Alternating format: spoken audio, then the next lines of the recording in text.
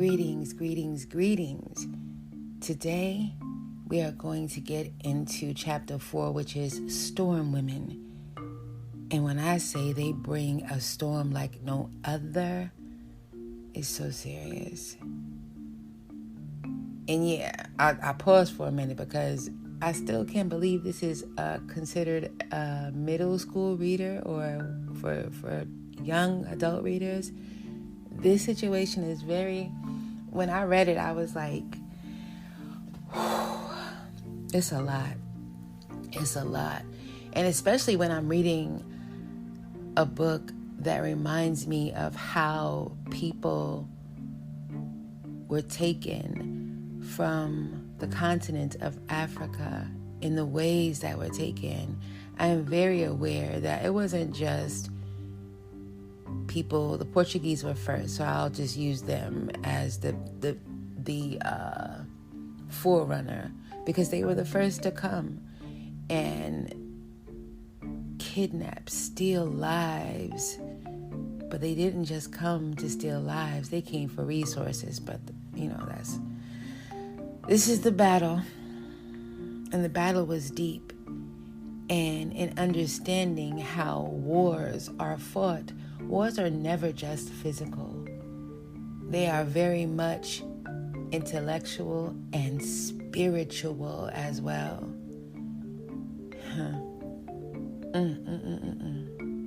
But yeah, before I do that, I want to say thank you.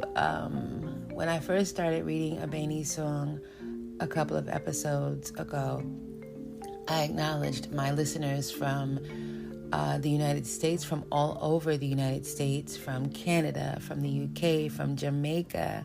But that was just a few countries. And I'm able to see what countries and what listeners are listening in. So I would like to acknowledge my audience today before we get into the read. And my audience comes from a variety of countries. So the top 7 countries listening to me: the United States, Canada, the UK, Germany, India, Singapore, Jamaica. Those are the top numbers. When I say top, it's the amount of people listening to my podcast. But it goes way beyond just that. Let me see if I can see all the countries, because the platform lets me see the top 7. But yeah, I can see the other countries too. So let me give a shout out to everybody today. Australia. Let me see if I can scroll down. Wait. Australia. Okay. Australia, South Africa, Netherlands, Belgium, Nigeria, Ireland, Japan. I'm not sure how to say this. Qatar. Qatar. I hope I'm saying that right. Russia, Kenya, France, Brazil, Spain, Sweden, New Zealand, Puerto Rico, Saudi Arabia, Ghana, Estonia, Tanzania, the Bahamas, Austria, Bahamas. So why are there 2 flags? So there's one flag that says the Bahamas, and there's a second flag that says Bahamas. Are there 2 separate? Wow, interesting. Switzerland, Oman. I've never heard of Oman. Romania, Norway, North Macedonia, Mexico, Sudan, Antigua and Barbuda, Republic of Lithuania, Israel, Costa Rica, Italy, Algeria, Tunisia, Philippines, Benin, United Arab Emirates, Albania, Cyprus, Indonesia, Malaysia, Malawi, Morocco, Trinidad and Tobago, Thailand, Bulgaria, Slovakia, Egypt, Chile, Maldives, Poland, DR Congo, Luxembourg, El Salvador, Cambodia, Georgia, and Georgia, not the state Georgia for my Americans, but Georgia is near Russia, I believe. I'm not really sure. I would have to look on the map. China, Zambia, Aruba, the Ukraine, Greece, Iceland, Dominican Republic, Peru, South Korea, Vietnam, Pakistan, St. Lucia, Tonga, Uganda, Guyana, Turkey, Lesotho, Botswana, Denmark, Czech Republic, and that's the last country. But thank you to every single person in every single country who listens into the sound of my voice. I appreciate you. Now let's get into chapter 4, Storm Women. Abeni blinked, wondering if her eyes were playing tricks. No, there was a woman there, quite possibly the most baffling woman she'd ever seen. She wore a short skirt made from strips of scarlet and leather, while her torso was wrapped in green and yellow cloth. Her head was shaved on both sides, leaving a thick strip of hair in the center, studded with white shells. White painted patterns covered the dark skin of her arms and legs so that it looked as if she glowed. Even her face was decorated in swaths of red with white dots. The strange woman might have been mistaken for someone at festival, but the weapons she wore said otherwise. Abeni had never seen a woman dressed as a warrior before, but that's what she had to be. There was a sword strapped to her back, while knives and other sharp things covered her body and hung from her waist. Even the thick loops of iron bracelets encircling her neck and arms looked more like armor than jewelry. Her eyes stood out most of all. They were two bits of light that burned. Abeni stared, amazed and frightened all at once. Was this truly a woman at all, or some demon carried in by the storm? The storm woman stood there for a moment. Her burning eyes swept across the village, looking the houses and other structures over. Then, almost as an afterthought, she turned to the people. Her head tilted to the side, and she smiled. Abeni rubbed her arms as a shiver ran through her. That smile was the most chilling she'd ever seen. The way a jackal might show its teeth before snapping you up. There was a sudden shout as someone in the crowd stepped forward. Abeni recognized him, a young farmer who was one of the village warriors. He shook a spear at the fierce woman, and his words came out in an angry rush. "Demon, monster, this is our village. Leave from here. Go back where you came from." And with a cry, he broke from the other warriors before they could stop him and launched at the strange woman with his spear. But he never touched her. The storm woman moved in a blur. One moment, she was standing still. The next, she was grabbing his spear, sending him off balance, and as he fell, she struck him with her free hand in the chest. The sound of the blow made Abeni wince. He went down, hitting the ground so hard he was left gasping for air. As he lay there, something new came out of the gloom from behind the storm woman. Abeni squinted, struggling to make it out. Were those snakes? No. Ropes. 2 thick lengths of knotted and frayed black rope that moved as if alive.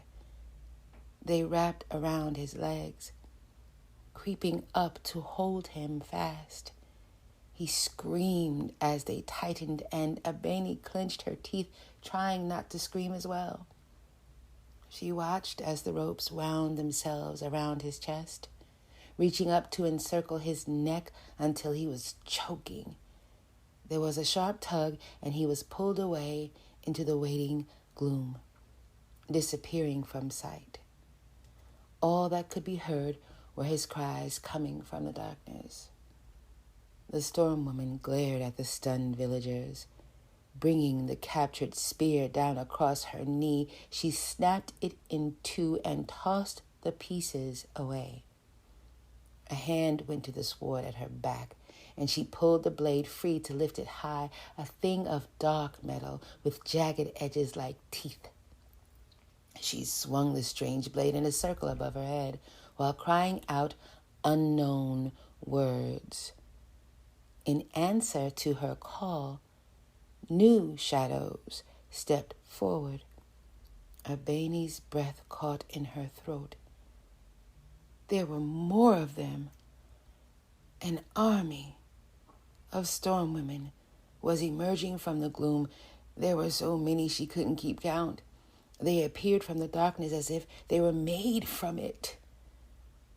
Each was as terrible looking as the next, with painted faces and bodies fitted with frightful weapons.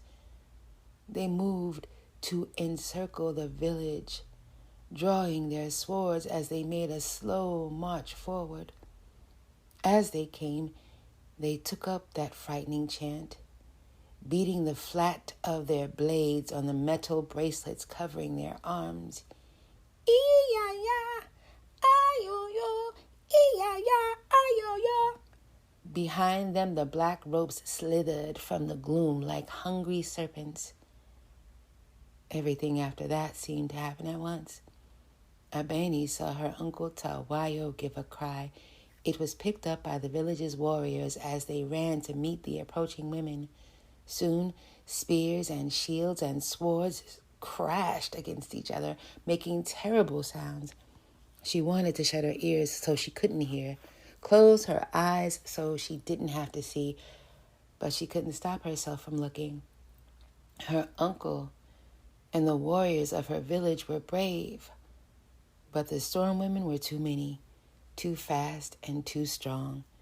She saw one pick up a big man as if he weighed nothing, throwing him to the ground. Another fought 2 men at once, her sword moving so swift it was all they could do to keep up. One by one, Abeni watched in horror as the warriors of her village fell.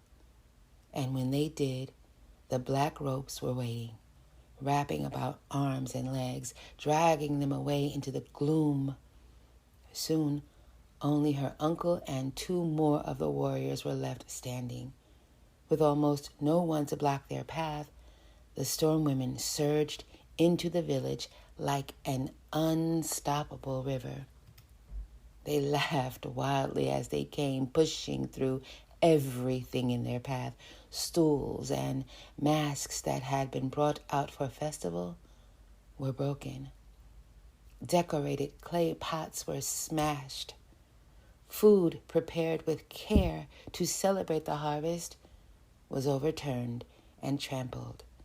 The rampaging women lit torches and threw them atop straw roofs, setting houses on fire. Abeni watched in dismay as the village, her village, began to burn. Thick smoke rose to blanket the already darkened sky. Soon, the sounds of choking coughs were added to the screams and the shouts. The storm women now ran through the streets unopposed, yelling their terrible war cries. And the black ropes came with them. The things moved like the tentacles of some unseen monster, searching out prey. Anyone they caught was snatched away, pulled into the gloom where only their unanswered pleas could be heard. The ropes took mothers clutching onto infants. They crept into homes to drag out old men. Whole families were carried off. No one was spared. The storm women worked with the ropes, burning houses to force people out and knocking others to the ground where the ropes were always waiting. As Abeni watched it all, she slowly realized with horror what was happening. These storm women hadn't come to steal their harvest or their things. They had come to steal the people. They had come to steal her whole village away. She saw the chief elder's attendant, Abo, fighting off a length of rope that had wrapped about the older man's staff. The ropes quickly circled him, pulling with such force as he flew through the air before being swallowed up by the gloom. The chief elder quickly let his staff be taken and fled. Then the cries of someone familiar came to her ears. She turned about, searching through the mayhem. Foamy! Her friend was running amid the tangle of fleeing people. She was yelling, calling for someone. Abeni's heart caught. Foamy was calling for her. She yelled back, but in all the noise the girl couldn't hear. Then the rope came. Abeni watched as the black tendril grabbed onto Foamy to drag her away. Suddenly someone else was there, hacking at the rope with a small axe. Sowoke! The girl cut and tore at the rope until Foamy was free, helping her to her feet. Abeni wanted to cry out with joy at the rescue, but their victory was short. New ropes replaced the last, tripping both girls to the ground as they ran. The two cried, holding on to each other as they were pulled into the gloom and were gone. Abeni stared after them. She had fallen to her knees, feeling sick. She couldn't watch this. She wanted to go home. She wanted to be with her family again. She wanted to be anywhere but up here, having to see everyone she cared for stolen away. Get off this roof, a voice in her head said. You need to get off this roof. It took all the courage she could muster, but she willed herself to leave. Maybe she could get to her house. A voice in her head warned that didn't make sense. Her house wouldn't be any safer than anyone else's. But it was all she could think of. Get home. Just get home. She'd figure out the rest after that. Climbing down the tree, she landed on the ground behind the meeting house and hugged its surface, daring to peek around the corner. She yanked her head back just as one of the black ropes streaked by. It caught someone, a herder, running with his goat. He fell as the rope wrapped around him and pulled him away. At least his goat got free. It was an odd thought, but she couldn't help but feel a pang of jealousy watching the animal trot off. Pressing flat against the meeting house, she peeked around the corner again and saw the most wonderful thing ever. Her father.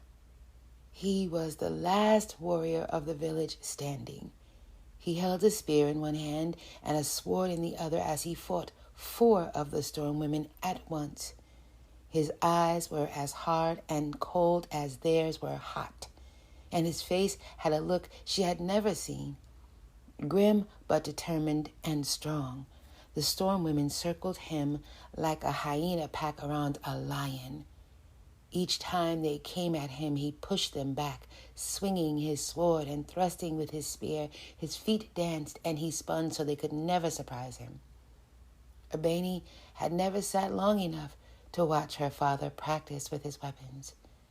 It had always seemed so pointless, even boring. But as she stared at him now, still in the dress of the warrior spirit, she tingled with the awe she imagined others did, and she swelled with pride at being his daughter. It was as he was lifting his spear to fend off a storm woman that one of the black ropes latched onto his arm. He slashed at it with his sword, and it broke apart, shrinking away as if wounded. Abeni felt a cheer well up inside her. She wanted to see her father beat those cursed ropes, send these monstrous women back into the forest, but before she could even speak, more of the black ropes appeared. They grabbed at her father's legs and crept up, trying to wrap around him. He cut and hacked at them, tearing many to bits, but more came to take their place. In the end, they were too many, swarming over him in a wave. In despair, she watched her father struggle against the black mass. He tried to remain standing, planting his feet firm, but the ropes pulled harder, driving him to his knees. Somehow he gathered enough strength to shoot up to his feet. Moving so fast, the ropes almost lost their grip.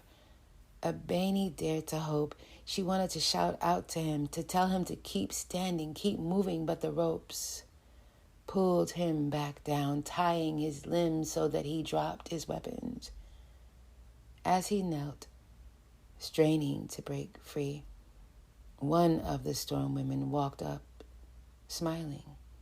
She bent down until she was face to face with him.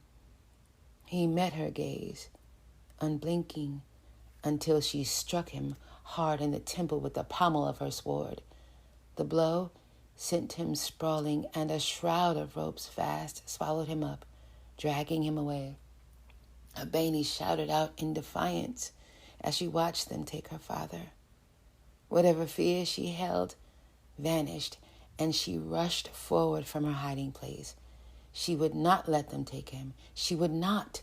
Her feet had barely moved when there was a sharp pull on her arm. She squealed, thinking it was one of the black ropes, but instead, "Afayo!" she cried out at seeing her brother. "Father, we have to help." "No." Her brother pulled her back, his voice almost breaking. "There's nothing we can do." She glared at him, shocked and angry at the defeat on his face and in his voice. She tried to break free, but he held her fast. "Abeni, listen to me. Listen." His eyes filled with tears as they looked to their father, watching him disappear into the gloom. It's too late. He's gone. For a while, the two remained there, everything around them seeming to go quiet as they tried to accept what they had just seen. Then it all came rushing back. The smoke, the cries, the fear, all too loud and very real. "We can't stay here," her brother said. "We have to run." Abeni looked at him. Run? Run where? With their father gone, home no longer seemed to matter. There was nowhere to go. The gloom surrounded the entire village. The storm women and those black ropes were everywhere. Where were they supposed to run? But she didn't say any of that, because the truth was, she couldn't think of anything better. So she took his hand, and together they ran. It was a hectic dash, skirting through the wreckage of their village. Smoke lay heavy in the air, and Abeni could taste the embers on her tongue. Her nose filled with the scent of burning as her eyes watered. She blinked through the tears, trying to make sense of where they were running. Places she had known and seen every day were now scenes of horror. The black ropes left no one untouched. She saw small children huddled under a tree. As they passed, she wondered if they should stop and take them, but by the time she looked back, the children were gone, stolen away. A sudden stop sent Abeni tumbling. She pushed back up on hands and knees, hearing someone crying out, "Her brother." At first she thought he tripped and hurt himself and wondered how bad it was, but then she saw the black rope wrapped about his leg and her stomach went hollow. "Help!" he yelled, trying to pull the slithering thing away. Abeni scrambled to her feet, running to him. She was so terrified she didn't know what to do. He clenched his teeth in pain as the rope tightened. "It hurts. Cut it. Please cut it." She searched around frantically, looking for something sharp. Her eyes fell on a bit of metal. A broken spearhead. She ran to snatch it up before returning to her brother, who was kicking desperately at the rope creeping up his leg. "Cut it, Abeni." Her hands were trembling, but she moved quick, sawing at the rope as fast as she could with the broken spearhead. It was thicker than she thought, made up of bits of knotted fiber with frayed edges. It took all her strength, and there, the fibers broke apart, She expected them to fall away, but instead, right before her eyes, the rope began mending itself. She watched in disbelief as the broken strands twisted back together, creating an even more tangled knot. Her brother's painful shouts sent her to cutting again, but each time she did, the rope fixed itself, and it was still moving. It had wrapped about both his legs. Now it was working its way around his waist. Then, without warning, it pulled him hard. Abeni shouted in alarm, dropping the spearhead to grab her brother's hands. He looked up at her, his eyes round and filled with fright. Abeni, don't let go. Please don't let go. She tried to hold on, but it felt like 10 people were pulling the other end, and his fingers began to slip. Abeni, don't let it take me, please. She clutched his hand harder, crying out for help, but none was coming. There was a final pull so hard it tore her brother away and sent her tumbling back. Her shrieks mingled with his as he was lost to the gloom. She sat there dazed. Her brother was gone. The ropes had taken him. He was gone. She didn't know what to do. She didn't know if she could move. She just had to sit there just for a moment. Sit here, and something took hold of her. She jumped, flailing at it, kicking and slapping the ropes. It was the ropes. They had her. But no. These were arms holding her. Someone was lifting her to her feet, telling her that she had to stand up. She lifted her head and looked. Mama! Her voice came in a slow whisper. Afayo, Father, the ropes took... I know, Abeni, her mother wailed, hugging her close. I know. Abeni clung to her. Whatever anger she'd held earlier was gone now. She couldn't even remember why she'd been upset. She buried her head and closed her eyes, wanting to remain there forever, but her mother was shouting something. Abeni, we have to run. Can you run? Abeni nodded slowly. Run. Yes. Her mother grabbed her hand, and they turned to run, then stopped. Someone was blocking their path. Abeni's insides went cold. A storm woman. She was tall, even taller than Abeni's mother. Her lean body had muscles that Abeni thought only grew on men. Fine blue dots surrounded her eyes, continuing down the bridge of a flat nose on a face painted in swaths of red. A dark crimson cloth wrapped about her chest, while a short skirt covered in strips of green and gold with white shells on dark leather and bits of colorful stone hung to just above her knees. Thick bands of gold circled her biceps, along with endless bracelets of silver, copper, and polished bone covering her forearms. Like her sisters, she carried frightening weapons, including the sword she now held.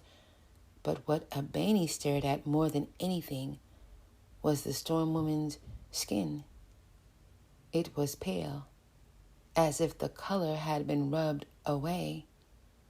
It reminded her of goat's milk and showed wherever she was not painted.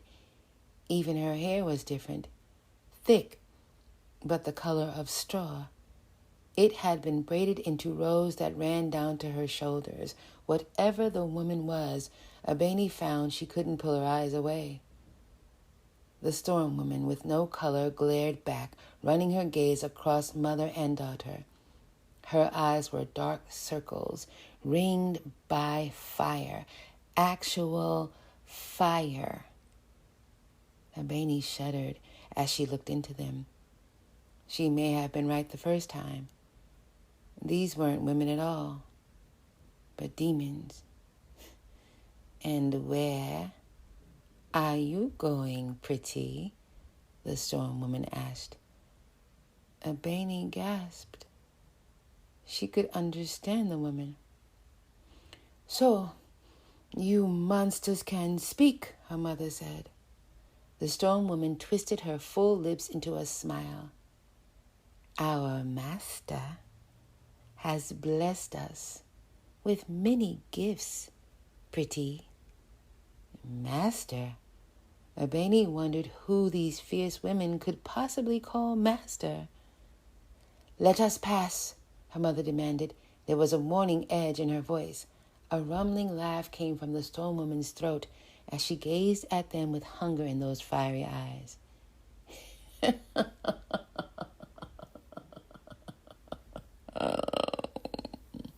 And if I don't, what will pretty do?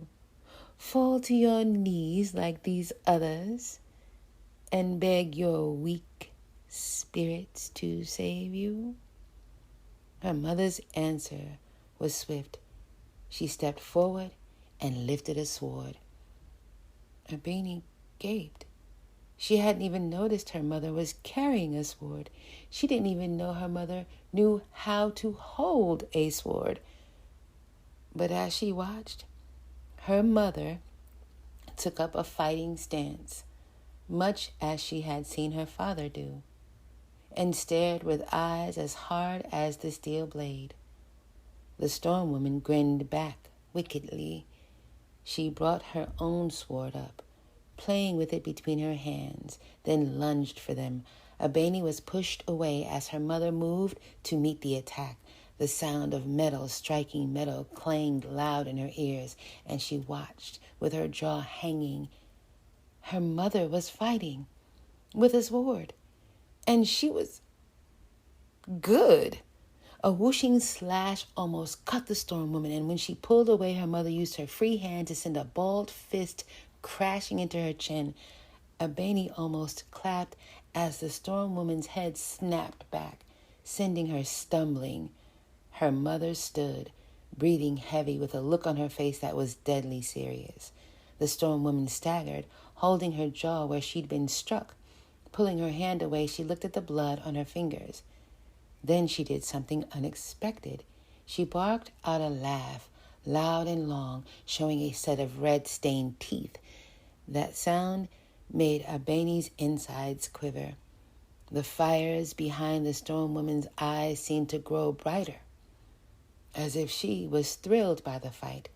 She reached for something at her waist and brought it up, a dark, curving knife. At a word, the blade burst into flames, the color of blood, and she came for them again. This time she wielded both sword and flaming knife, moving easily with one in each hand. Her mother blocked and defended, but the storm woman fought wildly, laughing as if she was there joking, laughing at a joke she could hear. Abeni's breath caught as the knife came close to slicing a fiery burn across her mother's face, but she backed away just in time. The next swing of the woman's jagged-edged sword, however, proved too much. When the two weapons met, there was a sharp crack, and her mother's sword broke in two.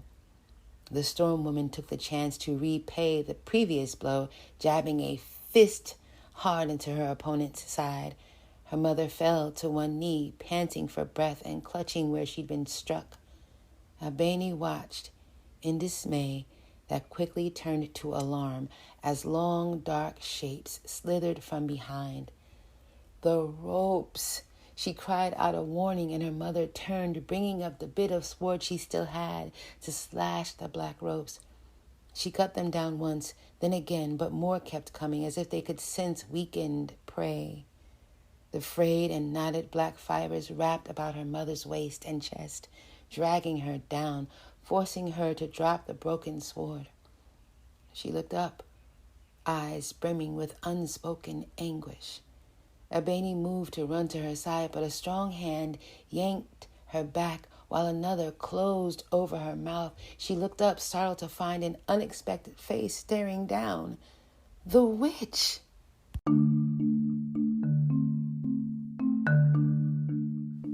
Okay, pausing for some reader's notes because all of that is a lot. And then right after seeing her mother being snatched away, she gets grabbed up by the witch. Oh my goodness. I recall stories, being of African descent. I recall stories of people being snatched from the continent. Like I said, the Portuguese were the first. I used to wonder where the word Negro came from, because there's no country called Negro, but Negro is black in the Portuguese language, similar to the Spanish language, Latin language. And although we are really, really dark brown, some of us, deeply dark brown,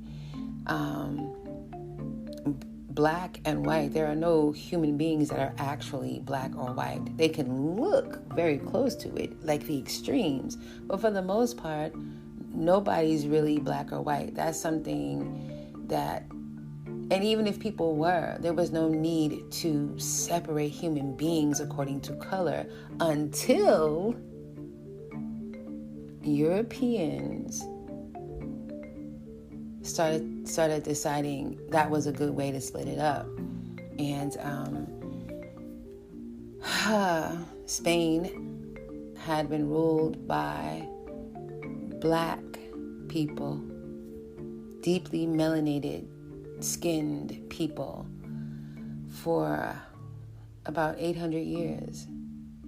And so the Portuguese were very familiar with the darker skinned people and what they had in the lands that they came from, the African continent. The gold, the everything. I'm not going to try to list it, because literally the center of the earth is in Africa, and all the resources are just pouring up out of the continent of Africa. And because the Moors were trading with people like Europe is not far from the continent of Africa. There's like a little isle right there, and you can cross it on water or on land. So they traded with them, and they ruled Europe for quite some time, and they taught them many things, and they brought their art, their sculpture, even their way of battling, and even their spiritual practices, and they shared it, and they were teachers of the Europeans. But yeah, my notes are going off into another space of history, and we're going to get back into the book.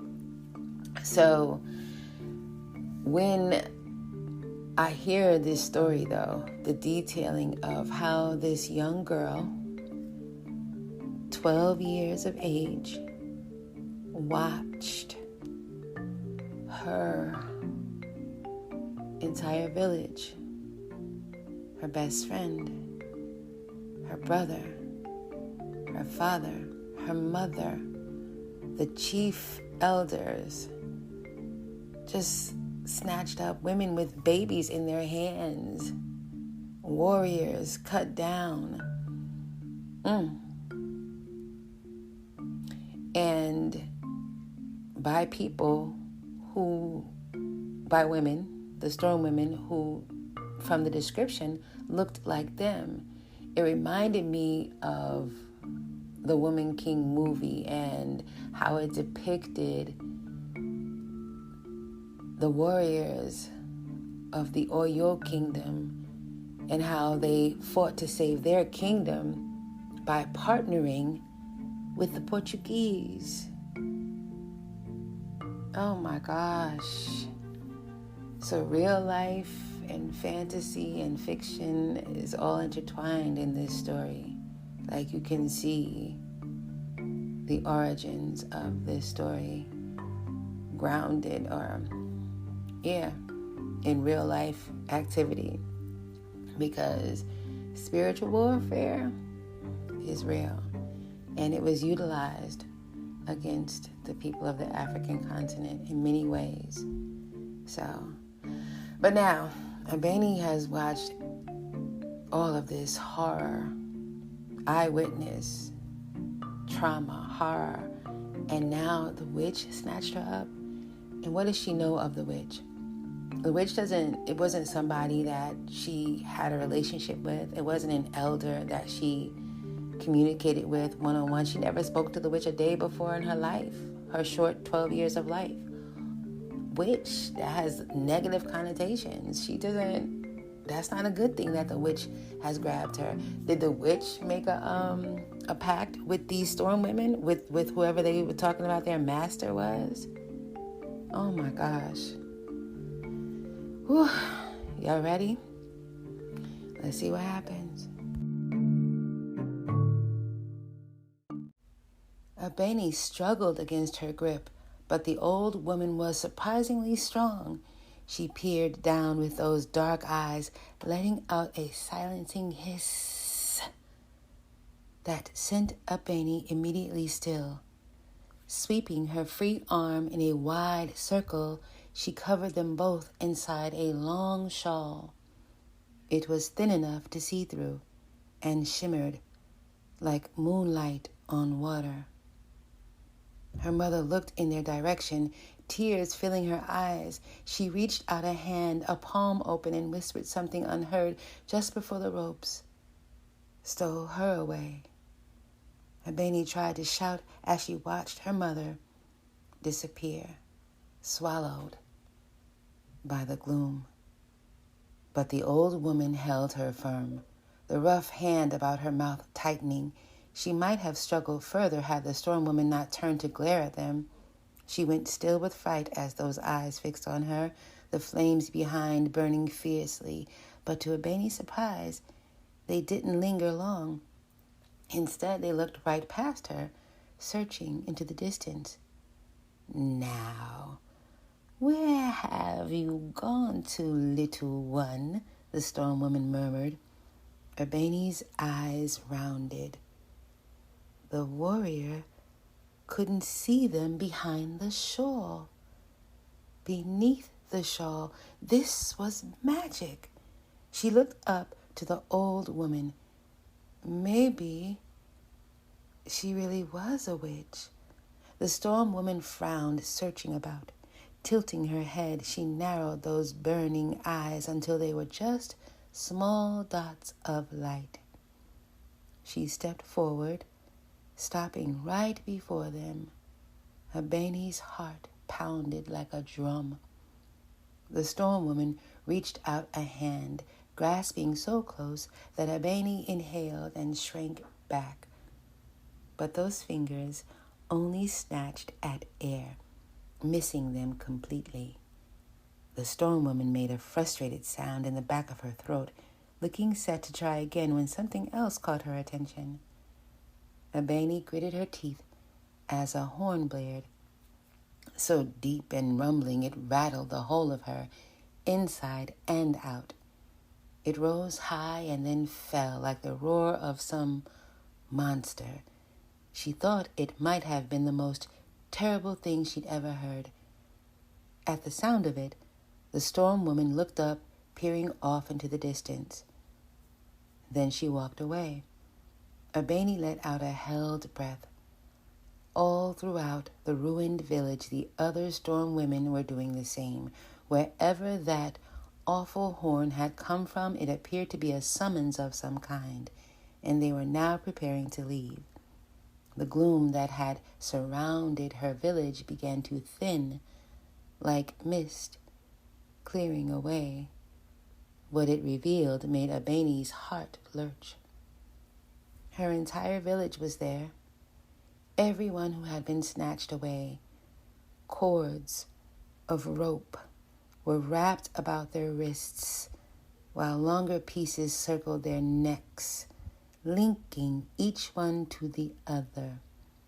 Around them, the storm women barked orders, pushing people who wailed and huddled in fear together at the end of spears. A man who dared talk back was struck with a lash across his bare back that sent him howling.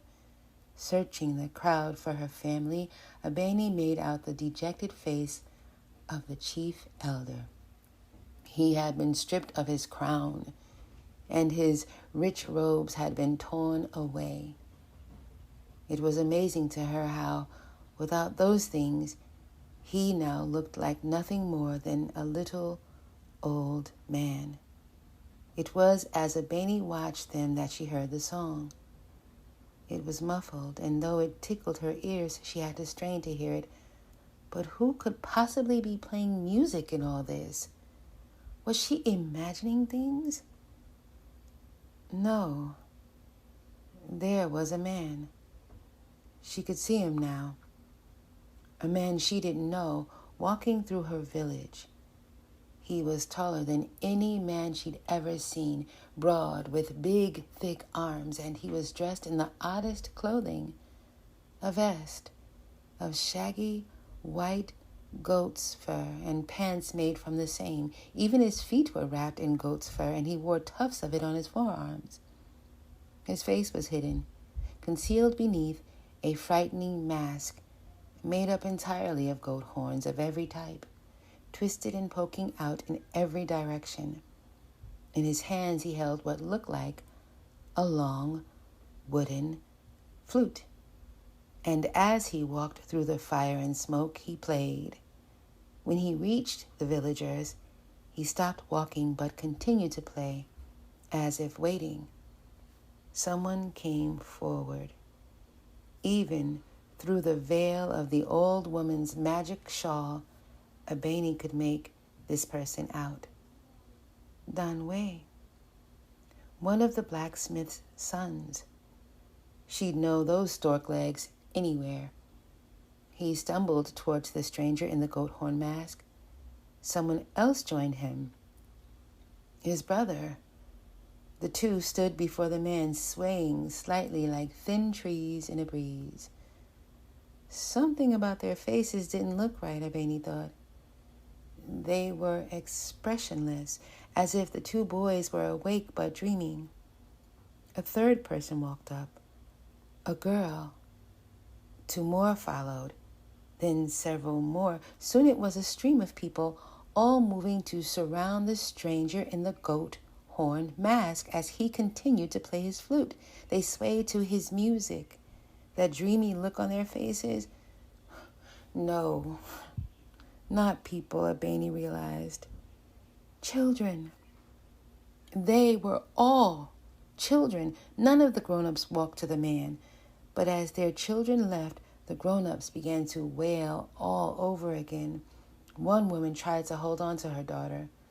So okay, still in her fancy blue dress.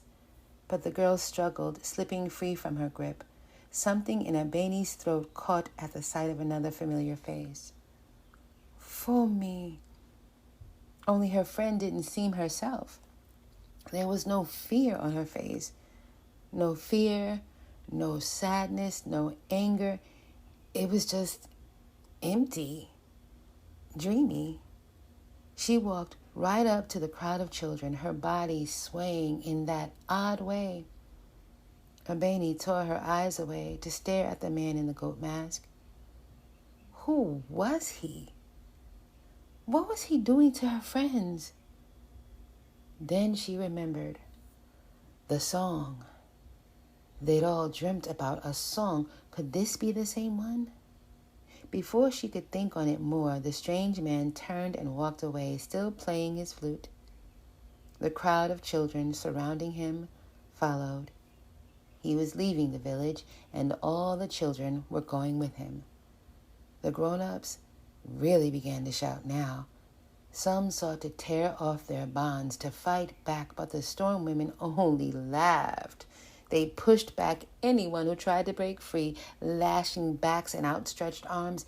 It was in the middle of all this confusion that Abeni saw her mother.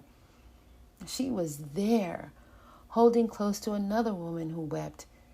The two of them, bound in ropes. The sight was more than Abeni could bear.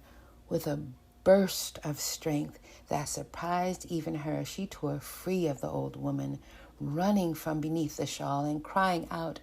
Her mother never looked up. She was far away, and there was too much noise between them. But someone else had heard. The storm woman who had hunted Abeni turned at her voice. Her painted face broke into a wide smile that fell away just as fast. Those fiery eyes stared past Abeni to something behind her. The old woman. She had taken off her shawl, revealing herself. At sight of her, the storm woman's face contorted with anger. Pulling out her knife, she drew back her arm and hurled it towards them. But Abeni hardly paid them any mind. The song had seized her as soon as she stepped from under the old woman's shawl. And it was perhaps the most beautiful thing she'd ever heard. How had she forgotten that from her dream? It felt warm, filled with whispered promises. Suddenly, she was very eager to follow after the other children, to go wherever that beautiful song was going, to not be left out in the cold, away from that terrible warmth. She never even saw the dark blade tumbling end over end, erupting into blood-red flames as it came. The old woman was before her in an instant, swatting the knife away with her staff in a shower of fiery sparks. She snatched up Abeni's hand, and the song went faint again, just beyond hearing. The warmth and the promises faded into nothingness, and Abeni blinked. Her head swam. She looked up, struggling to think, and met the old woman's gaze. "Run when I run," the old woman ordered sharply, "and do not let go." Then she bent her body low and took off in a run. Abeni was jerked forward with such force, her insides shook. Her feet moved without her thinking as she ran alongside. The storm woman with no color went by in a blur as they passed. Abeni glanced back to see her sent flying by the gust of wind they kicked up. She flipped end over end before landing again on her feet in a crouch. Loosing an angry snarl, she bounded after them. Abeni looked back again to find the storm woman running in their direction. Others joined the chase, and they were frightfully fast. Each one moved in terrific leaps that brought them closer and closer. The old woman glanced back and let out a grunt. Bending lower, she put on another burst of speed, heaving Abeni along with her. The two pulled away from the pursuing storm women. Sunshine danced over them as they broke through the gloom. They passed the bound villagers in a flash. A sadness washed over Abeni as they receded in the distance, and she wondered if she would ever see them again. In the time it took to blink twice, they were in the forest, trees and bushes speeding by. Glancing to her feet, she didn't think they were even touching the ground. A carpet of green became dark soil, and after that, a wide, transparent sheet that rippled. Abeni gaped at seeing fish swimming below. They were atop a river, running on water. The transparent sheet gave way to land again. The world was one big blur as they zigged and zagged. Then, with an abruptness, they stopped. Abeni pulled away from the old woman's grip. Her legs felt like water, and she stumbled. They were standing on a grassy hill, surrounded by thick forest. In the distance was a river. She guessed it was the one they had crossed moments before. Far beyond that, hidden by trees and bush, a line of black smoke snaked into the sky. Her burning village. It seemed impossible that it could now be so far. Abeni couldn't say if it was the running, which had to be magic, or all that she'd seen and been through, but she suddenly felt sick, sicker than she'd ever felt before. Her stomach gave a sudden lurch, and all the good festival food and sweets she'd eaten that day came up in a sick rush. Everything was spinning. The land, the old woman, even the sun and sky above. Then she was falling into a darkness so deep it seemed to go on forever, and she thought she might never stop.